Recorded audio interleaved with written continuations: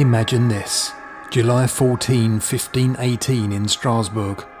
A woman named Frau Trafia steps into a narrow street. Without warning, she begins dancing, wildly, uncontrollably, and keeps dancing for days.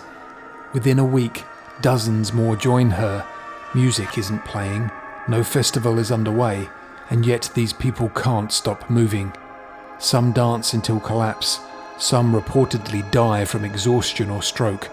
What unseen force swept through them, and why?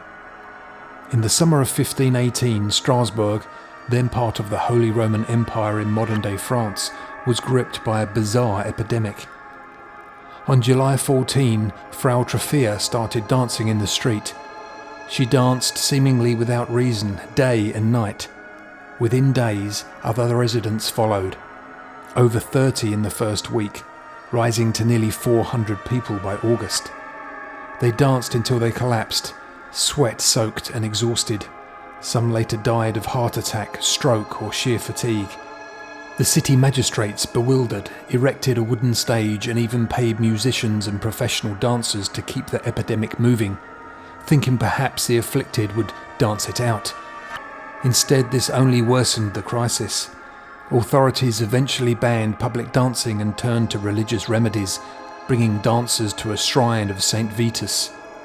Clad in red painted shoes and holding small crosses, with holy water sprinkled on them, they danced in ritual hoping to end the curse. Miraculously, or mysteriously, the outbreak petered out by September 1518. And the cause? Nobody really knows. One long-standing hypothesis is ergotism, ingestion of rye contaminated with fungus. This produces convulsions, hallucinations and spasms. In medieval Europe, ergot poisoning was common after damp harvests.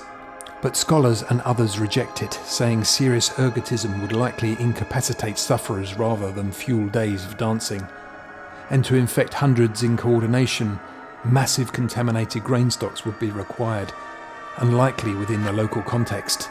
Other theories include epilepsy, encephalitis or typhus. These can cause jerking and convulsions, but none account for the social contagion dynamics, ritual behaviours or the uniformity of symptoms across individuals. The most accepted view today is that this was an extreme case of psychogenic movement disorder, amplified by social contagion. In this framework, trauma, belief systems and observation combined.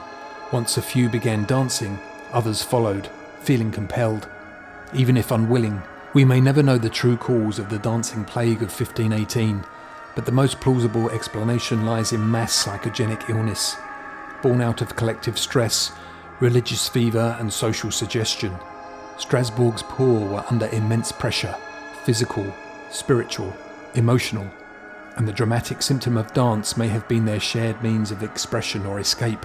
Once a few succumbed, others followed, drawn into a trance-like state that blurred mind and body. Authorities inadvertently fueled the spread by encouraging the dancing before ultimately relying on ritual to bring it to an end.